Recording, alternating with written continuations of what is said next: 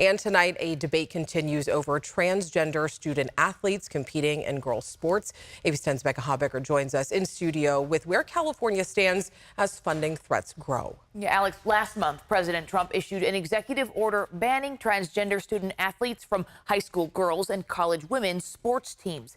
Schools that don't comply risk losing federal funding. Well, tonight I asked those overseeing California's public education system, what's at stake? Later that day, parents and student athletes opposed to transgender girls on high school girls' sports teams voiced their opinions Thursday morning. It was at a meeting of the Executive Committee of the California Interscholastic Federation, or CIF, which governs high school sports in the state.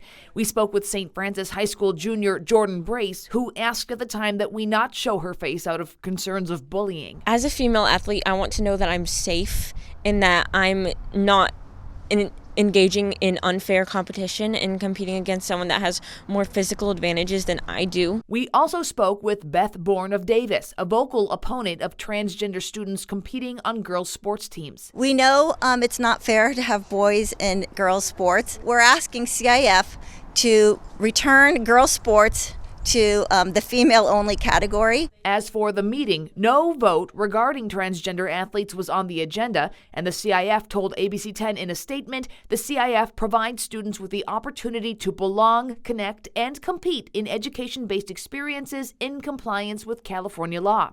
California law says a student is allowed to participate on athletic teams and competitions and use facilities consistent with his or her gender identity, irrespective of the gender listed on the pupil's records.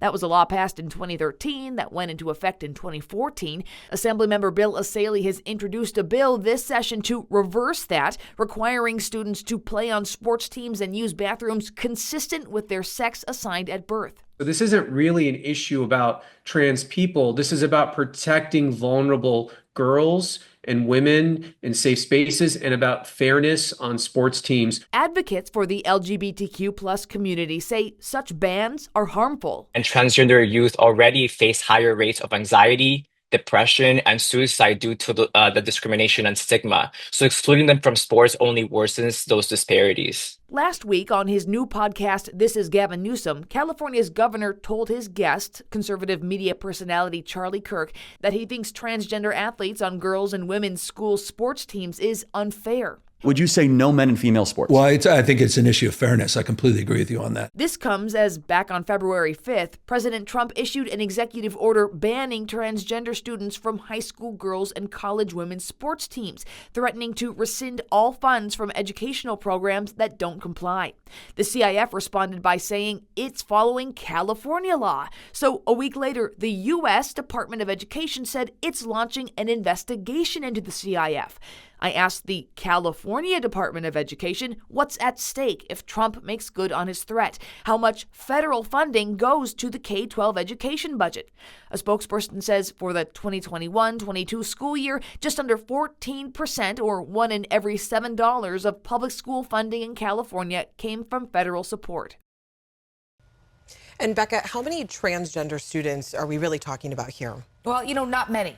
The governor's office told us last week in California's 5.8 million student K-12 public school system, the number of transgender student athletes is estimated to be in the single digits. And, I went ahead and asked the U.S. Department of Education for an update on the investigation into the CIF and whether staffing cuts announced at the department would affect that investigation. I did not hear back today. I also asked the California Department of Education if they've seen any federal funding cuts since President Trump took office. They were responsive to other questions I had, but that particular follow-up question I asked late in the day, and so they didn't get to me on that exact one immediately.